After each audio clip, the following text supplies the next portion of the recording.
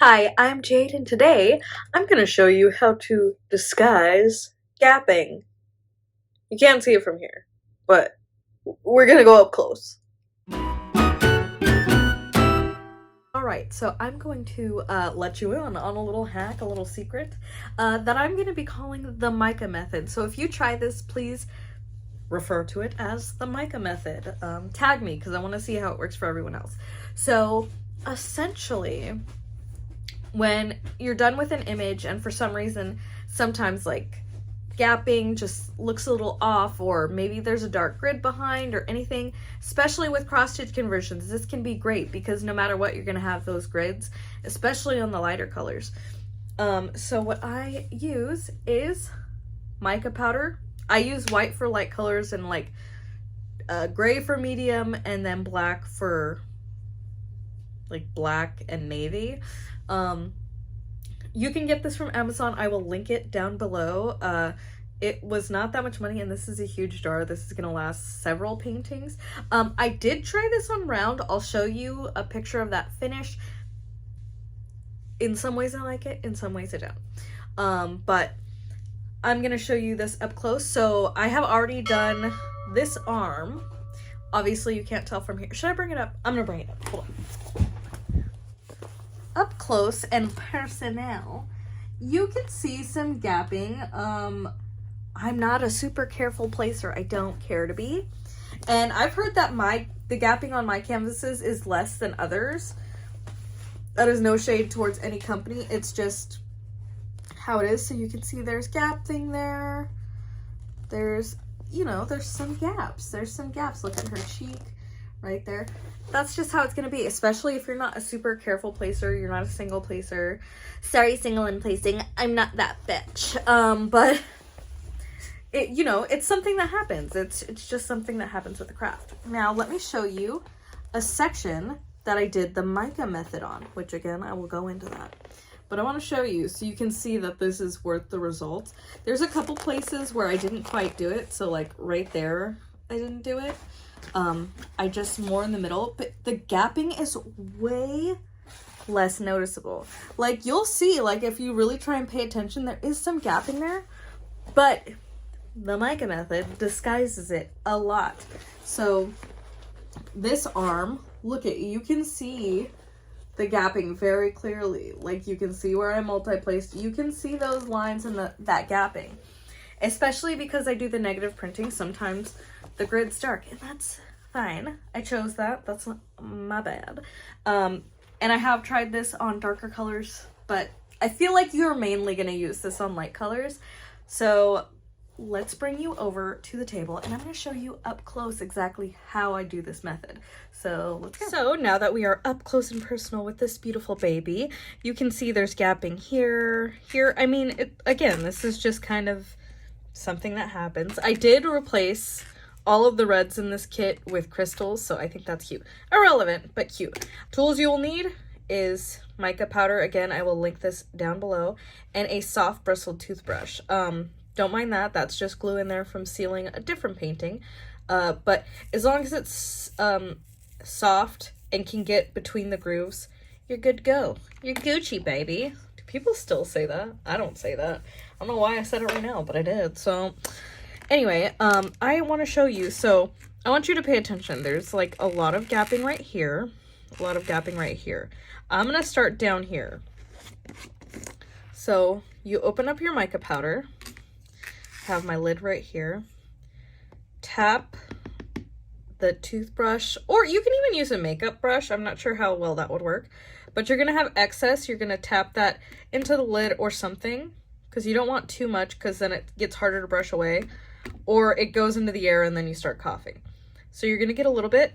See where this gapping is? You're going to focus and really get it in those grooves. Even in this eye, there is some gapping. So in the light parts, just massage it into those cracks. Ugh, I hate that this desk shakes. Anyway, and if you get it on the dark parts, that's fine. It's not gonna make that big of a deal. And if there's some wider gaps, you can like make sure to get some extra mica there. And then you'll probably want some baby wipes. I got some baby wipes. I just want to be able to show you a little bit more detail. So see for the dark parts how it has some powder on there. You're just gonna wipe the top off because the top of the drills don't need the mica. It's only in between. So I don't know if you guys can easily see, and I'll zoom in and do this again in a different area, but it makes gapping a lot more disguised. So like even that one's a really bad one. Let's do that one. So got a little bit of mica powder there. And now it's practically, like, you practically cannot see it. So I'm going to zoom into the forehead because that's where a lot of very noticeable gapping is. Ooh, she crusty. Hold on, okay. Let's zoom in. Now again, I've been told my diamond paintings have a lot less gapping than a lot of other diamond paintings. You can see right here, there's gapping. You can see between... You can see the grid lines. I'm not even concerned about that. Ignore my nails. I know I said this last video, but I still haven't fixed them.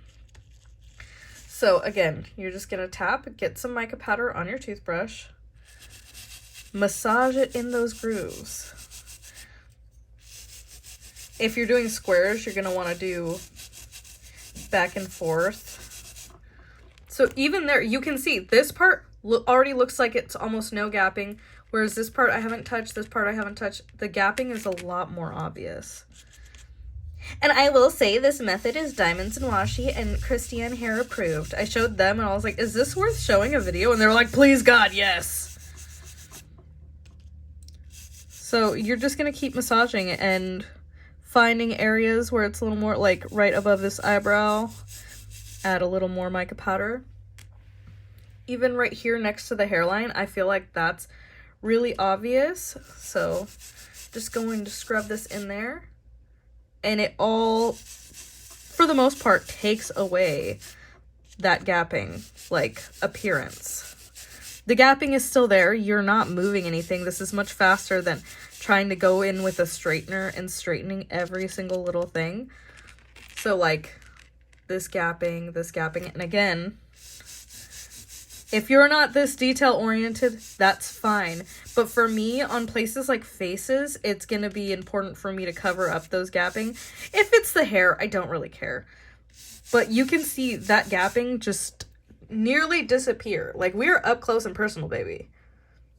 I'll do, like, right here. Look at the point of the toothbrush.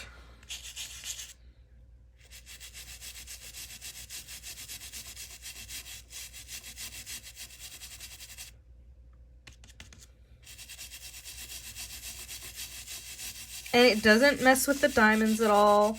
It doesn't take away the sticky. I don't recommend doing this. Do not do this on a partially finished kit, because if you accidentally get it on the thing, it's going to dry up the glue. The glue will not stick anymore. So don't do this till you are finished with the whole painting. I promise you it's not a good idea. So I'll do another area. See, you can very much see the gapping here. Oh, look at those crystals right here. Pretty. So, okay, I'm running out of a little on my lid. So, got my lid, tapped off the excess, and again, just brushing up and down, back and forth because it's square. You can literally see them practically disappear right in front of your eye.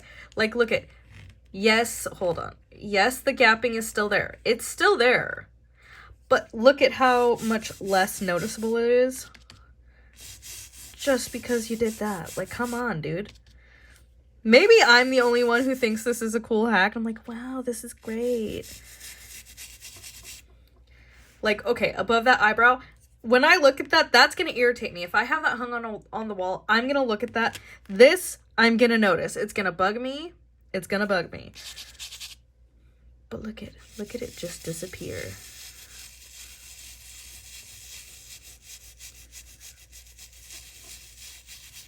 And you're not leaving, like, it's not filling up the gaps. You're just touching the glue with it. And because it's shiny and it sparkles back just like the drills do, it makes things much less noticeable. Now, see, if you do it on black, it is going to look a little funny if there's gapping. So, in darker areas, I'd rather have white showing through the dark areas than, like, gaps showing as much on, like, light areas of the face. I'd prefer this. So even if I didn't have black mica, I'd still prefer this. But I can go back with a little, like a more precision brush, which I have done. I'm just not showing that now. And put black mica over that. But right now, this is more important. So that one was really going to bug me. It's great now. And I'm even going to use that baby wipe again and go back over. Like, this whole area had me do mica powder. And as you can see, the mica stays in between the gaps. Like, it doesn't leave. And it's still, especially when you're further away, it's really noticeable. Like, this gapping, I can notice from 3 feet away. Once I do the mica method, you can't see it. Like, right here, that's spacing, that's gapping, but it's much less noticeable than when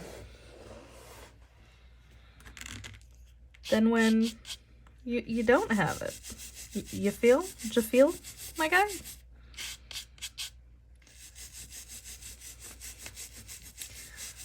Don't mind me, I'm just laying Snow White's edges. Your girl ain't got no edges. Who am I lying to? So honestly, you can do this anywhere where you notice gapping and it's bothering you.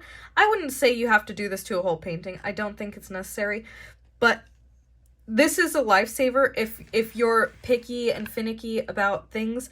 Like, the gapping on faces and skin really bothers me. Now, if you have, like, a black figure in your painting, you can use brown mica powder. I tend to notice those a little bit less. The grid lines blend in a little bit better because they're gray. But on very, very light-skinned images, this is going to be the issue. And honestly, like, I was just sitting there and I was like, because I've always used mica to dry up the sticky edges on a painting so that it doesn't stick to my arm. So I was just sitting there. I'm like, well, I wonder if I could fill the gaps in with that. And I did. And look at how amazing that is. And you can see right here, I got some mica powder on the dark parts. Again, it's not something I really worry about. It wipes away on top. Not a big deal.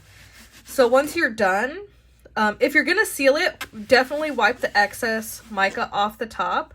If you're not going to seal it, it's going to look fine. And if you have any drills popping, the glue underneath will still be sticky because it was not touched with the mica powder. So, real quick, I'm going to show you the round canvas that I tried this method on.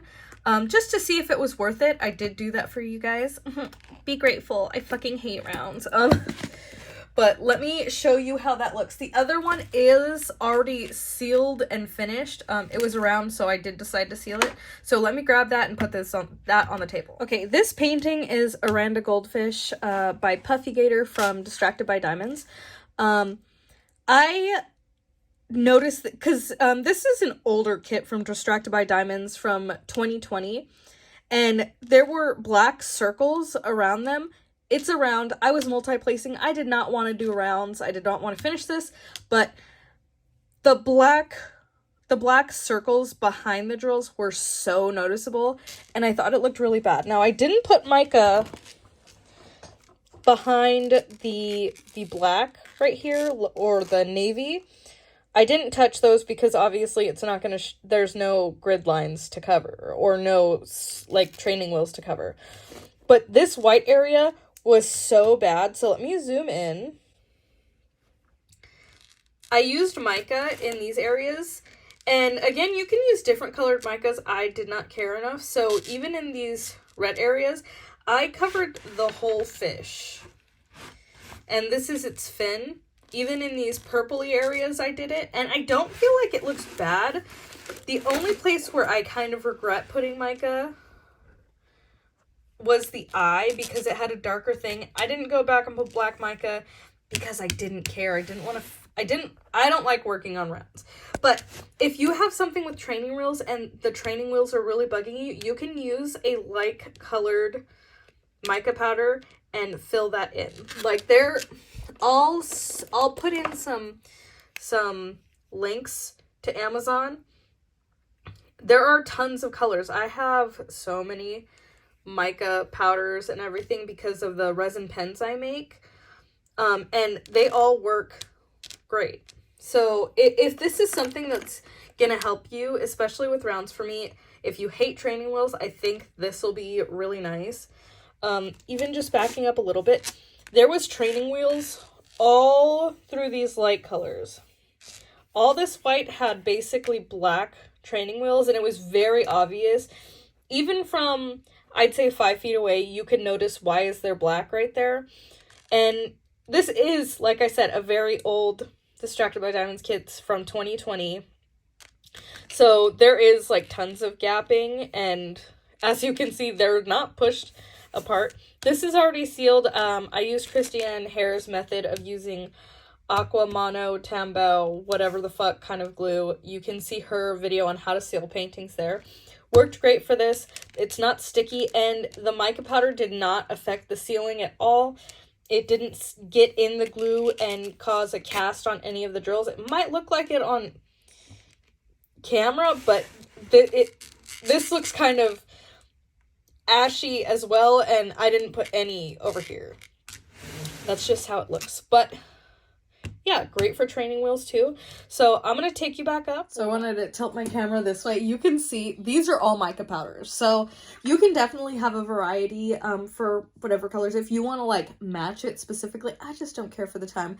I think gray for midtones, or brown for midtones, white for light, black for like very dark colors, and you'll be good to go.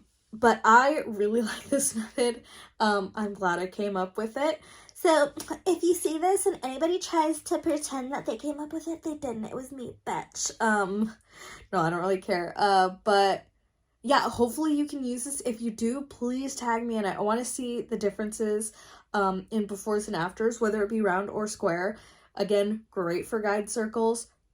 Great for light colors, especially. Like, I've noticed a lot of people say, like, I hate doing white multi-placing. It always looks bad. Black, it's not noticeable, but light colors, this makes it so it doesn't look bad. I will personally be using this anytime I have light colors. I don't know if I care that much about midtones and darks. Like, sometimes it might bug me, but it on my canvases, the gapping isn't super big, so it's not something I'm really concerned about for the dark colors, but it does really make the light colors like blend and match really well. So I like that. So yeah, I will have links to everything you need below. I don't know if I mentioned, but use a soft bristle toothbrush. It gets in the grooves a lot easier. Stiff bristle is not so much, so maybe I'll put a link to those toothbrushes too. This one was a used toothbrush. It has been in my mouth. Yeah, if you have any questions or anything on how, like, any questions, I tried to cover everything I thought would be important. But if you have any other questions relating to this, let me know in the comments down below. I will message you back. And if you made it this far into the video and you enjoyed it, like, share, maybe. But yeah, definitely share this. Like, if you know, like, you have some people who like lighter themed paintings and they avoid the light stuff because of the gapping that occurs, share it. But if you've made it this far, leave an emoji of a red apple, because the girl was holding a crystal apple. I'll be loving crystals lately. So yeah, thank you so much for watching. I hope you appreciated this and find it helpful, and I'll see you next time. Bye!